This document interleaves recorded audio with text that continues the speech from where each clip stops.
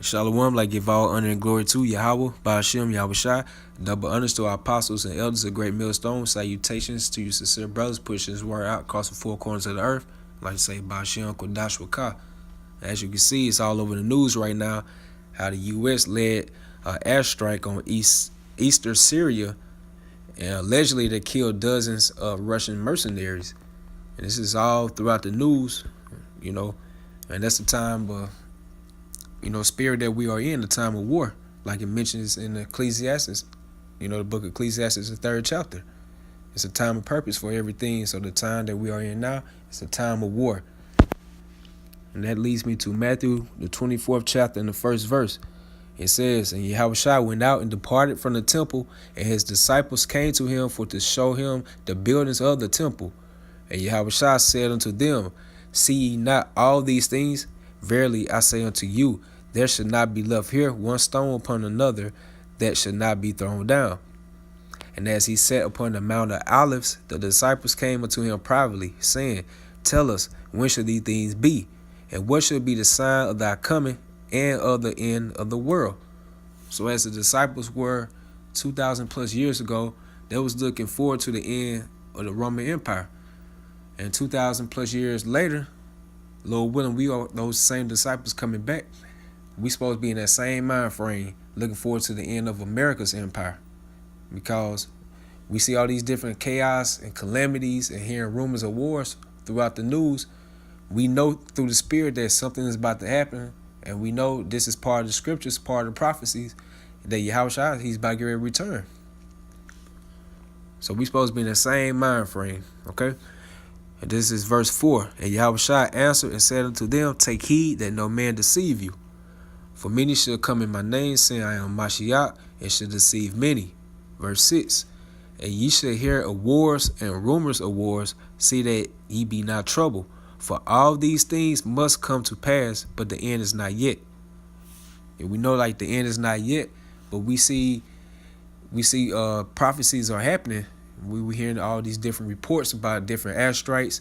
We hearing these different leaders talking about they have more nuclear capability. We know now in the spirit that, okay, all these different leaders saying that they have nuclear capability, they're going to use those different nuclear missiles on each other, mainly America. So we know that we are at the end. We're getting very close to the end.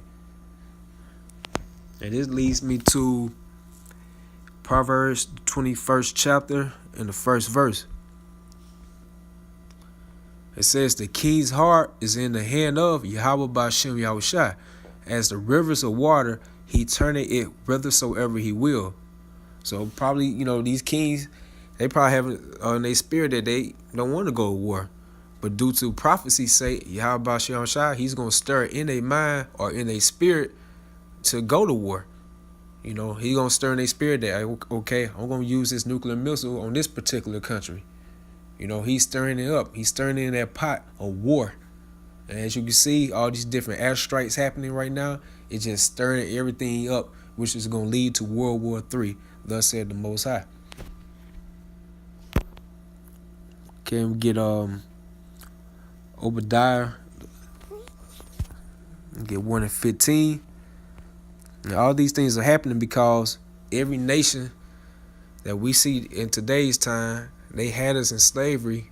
And when I say we, the children of Israel, you so-called Negroes, Latinos, Hispanics, and Native Americans, which compose of the 12 tribes of Israel, every nation that we see today, they had us in slavery at one point in time in history. So Yahweh Ba'ashem Yahushai hasn't forgot about that. And as ambassadors of Yahweh Ba'ashem Yahushai, we don't supposed to forget about it neither. So this is Obadiah 1 and 15. It says, "For the day of Yahweh Ba'ashem Yahushai is near upon all the heathen. As thou hast done, it shall be done unto thee. Thy reward shall return upon thy own head." So Yahweh Ba'ashem Yahushai, he still remember all these different nations that took us under and had us as captives, when they was in their rulership. So he hasn't forgot about that. And you see how America's doing their wickedness. He's going to let things continually get more wicked and wicked. So it'll be completely justified by the time he comes back and destroy this place. So that's why we hear all these different rumors of wars. We see all type of wickedness going on in the news. Yahweh Ba'ashem Yahushai He's allowing this to happen, so when he returns back, no one can say that, well, I didn't know, or they can't say that they was wrong. They wasn't wrong for their wicked doings. Yahweh Shah sees everything. And that's why we see in the news all these different calamities and chaos, and we hearing about these rumors of wars. And at the end of this video, I'm going to add a news clip. They're going to be asking, will the airstrikes in Syria result in an international war? And through the spirit of Yahweh Ba'ashem Yahushua, we can see it's going to transpire into an international war, which is going to be World War III. This has to happen. This is all biblical prophecies. So it's just like a prisoner looking forward to the end of his bid. It's no different for us looking to the end of our bid in America and wherever else we are scattered to. So with that, I hope you all be edified. I give all honor and glory again to Yahweh Ba'ashem Yahushua, Ba'ashem Kodash Wakah. Like give double honors to our apostles and elders of Great Millstone. Salutations to you sincere brothers. Shalom. Joined tonight by former CIA officer and counterterrorism specialist Philip Girardi. Mr. Girardi, good to have you with us tonight. Tell me what, in your opinion, Israel's doing. Do you think they're anxious for a conflict with Hezbollah and dragging the United States into this?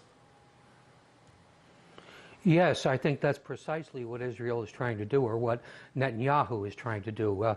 It's a mistake to conflate Netanyahu with what Israelis think. I think most Israelis, as we just heard, are rather concerned about the possibility of another war.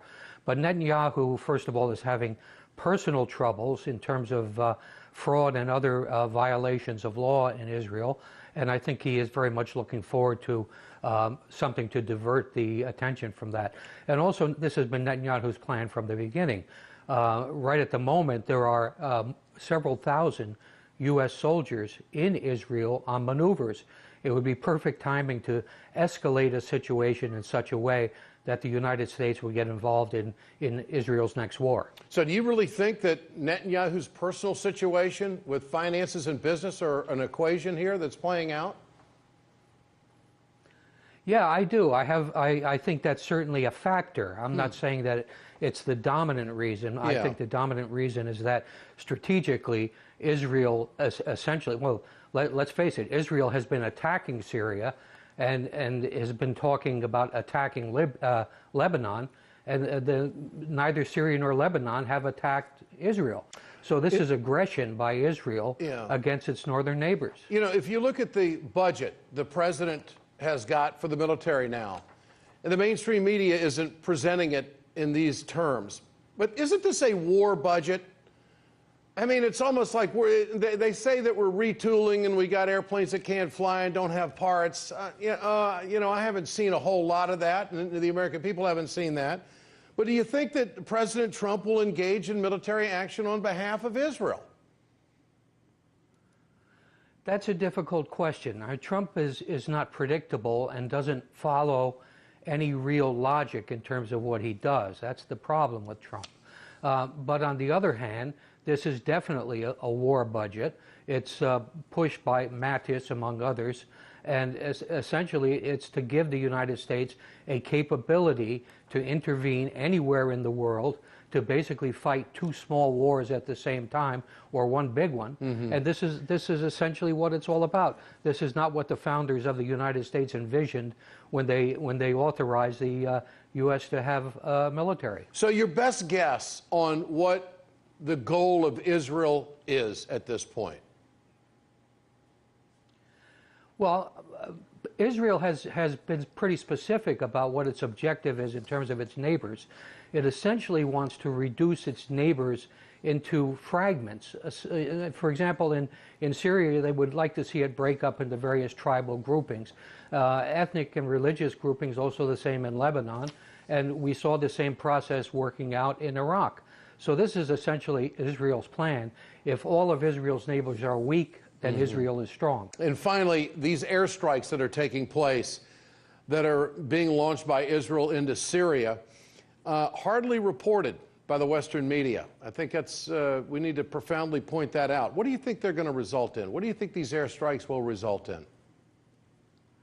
Well, I think Vladimir Putin has put a stop to any escalation right now. He's probably convinced Netanyahu that Russian involvement in this situation would not be a good idea. Yeah. But I think that, this is not going to go away. I think it's funny how the Western media has been playing this thing as if Israel was attacked by Syria. And of course, these planes were coming back from having attacked Syria.